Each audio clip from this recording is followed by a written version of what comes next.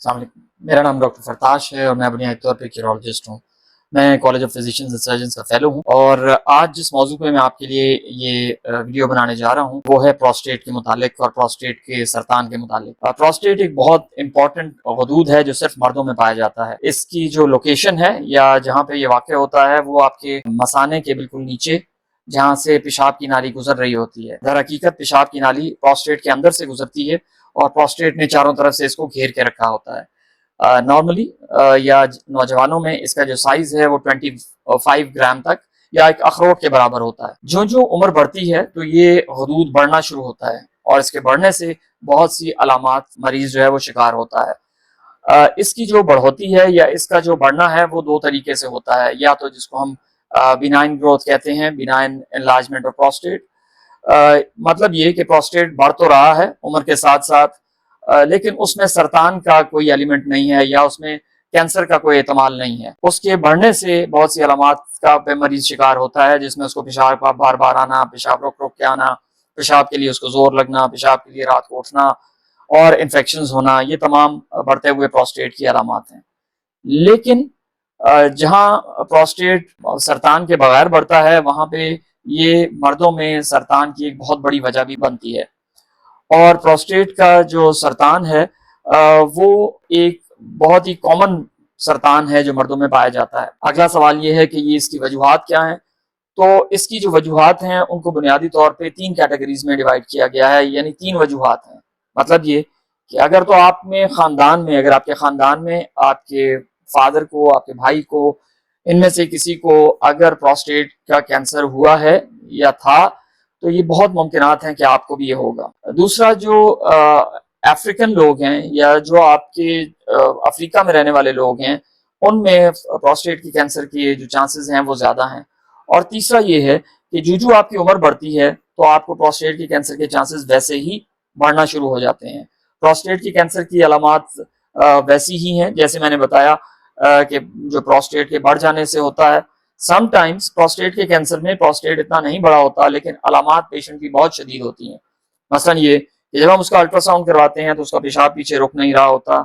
जब हम उससे पूछते हैं कि उसको बार बार पेशाब आता है तो वो कहता है मुझे बार बार पेशाब के लिए जाना पड़ता है और मुझे यही लगता है कि मेरा पेशाब पूरी तरह खारिज नहीं हुआ और मुझे बेचैनी रहती है कि मैं जाके दोबारा पेशाब करूं।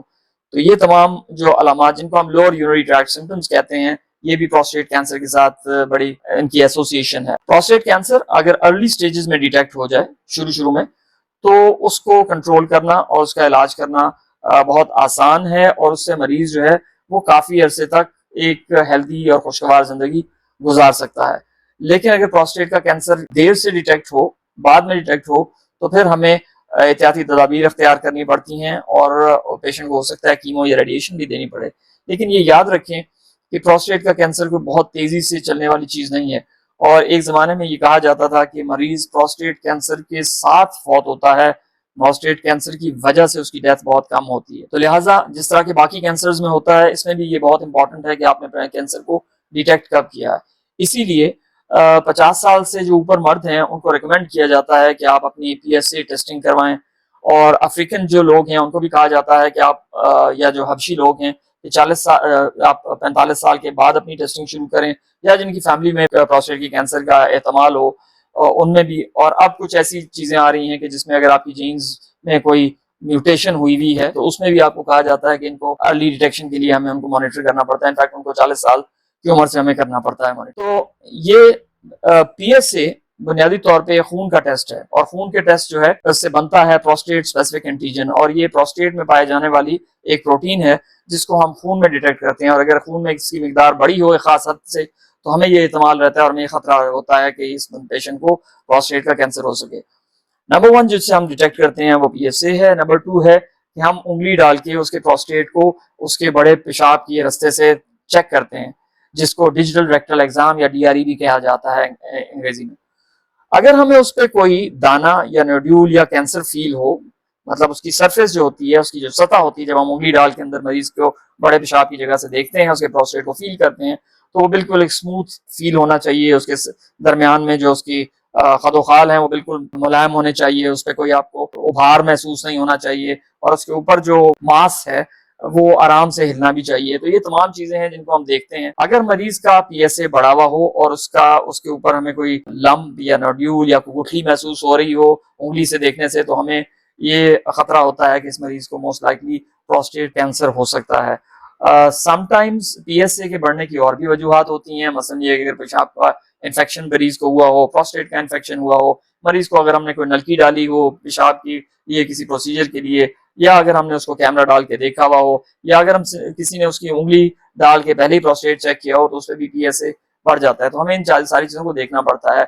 ये जरूरी नहीं है कि अगर आपका पीएसए बढ़ा हुआ है तो आपको जरूर ही कैंसर होगा, लेकिन इसका बहुत खतरा रहता है कि अगर इस पेशेंट का पीएसए बढ़ा है तो उसमें कैंसर की बहुत चांसेस हैं। तो इसलिए हमें जिस पेशेंट में हमें थोड़ा सा भी शक हो कि हो सकता है कि इसको प्रोस्टेट कैंसर ना हो, तो हम उसको 2 हफ्ते की 3 हफ्ते की एंटीबायोटिक्स दे के देखते हैं।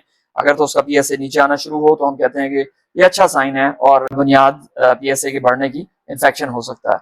लेकिन अगर उसका पीएसए मुसलसल बढ़ रहा है और वो नीचे नहीं आ रहा, तो फिर हमें उसकी बायोप्सी करनी पड़ती है।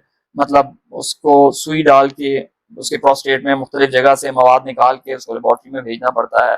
और इससे पहले हम एमआरआई भी करवा सकते हैं ताकि हम एमआरआई में देख सकें कि उसका जो प्रोस्टेट है उसके खदोखाल कैसे हैं, कि एमआरआई में हमें कहीं कैंसर का शुबा वगैरह नजर आ रहा है या नहीं। जो कैंसर्स प्रोस्टेट के फैले नहीं होते, बड़े नहीं होते, तो उनमें हम प्रोस्टेट निकाल सकते हैं। इसके लिए ये भी बहुत ज़रूरी होता है कि मरीज़ की उम्र कितनी है। फॉर एग्जांपल अगर एक मरीज़ की उम्र 80-85 साल है और उसको आपको लग रहा है कि इनकी उम्र इतनी नहीं है कि हम इनको एक शदीद किस्म की सर्जरी से गुजारें, तो हम उन पे सिर्फ हम उनको ऑब्जर्व कर सकते हैं कि अगर ये बढ़ता है तो फिर हमें इनको हो सकता है रेडिएशन लगाना पड़े या कोई और रास्ता इख्तियार करके इनका जो डिजीज है, इसकी जो बीमारी है उसको कंट्रोल में रखें। खत्म नहीं कर सकते लेकिन कंट्रोल में जरूर। लेकिन जिन लोगों को हमें ये पता होता है कि इनकी लाइफ एक्सपेक्टेंसी है, तो हम उनको ये ऑपरेशन ऑफर कर सकते हैं। ऑपरेशन जो है उसमें हम प्रोस्टेट को पूरा का पूरा बाहर निकाल देते हैं, उसके साथ जो लिम्फ नोड्स अटैच्ड हैं जहाँ पे उसका जो गंदा मवाद है वहाँ ड्रेन हो रहा है, उन सब चीज़ों को निकाल के तो मरीज को प्रोस्टेट निकालने के बाद वो बिल्कुल नॉर्मल तरीके से पेशाब कर सकता है, बाकी चीज़ें भी।